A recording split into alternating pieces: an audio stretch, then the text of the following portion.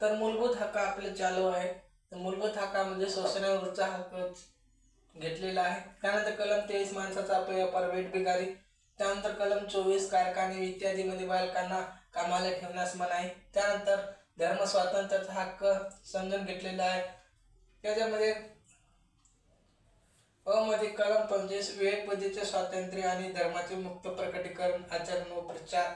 व त्यानंतर स्वतंत्र विवेक बुद्धीचे स्वातंत्र्य, प्रकटीकरणाचा हक्क, आचरणाचे स्वातंत्र्य, प्रचाराचे स्वातंत्र्य। कलम 26 धर्मविषयक व्यवहाराची व्यवस्था पाहण्याचे स्वातंत्र्य। कलम 25 व कलम 26 यातील फरक।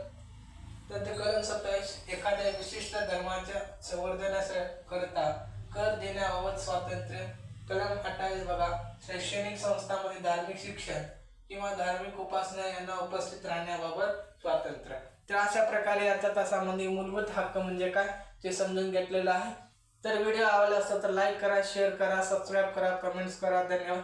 आगामी जे पोलीस भरती तलाठी जे आहे त्याच्यासाठी उपयुक्त अशी बॅच आपण निर्माण केलेली आहे। तर विद्यार्थ्यांना यश भेटावं आपला उद्देश आहे। तर व्हिडिओ आवडला असेल तर लाईक करा, शेअर करा, सबस्क्राईब करा, कमेंट्स करा। धन्यवाद।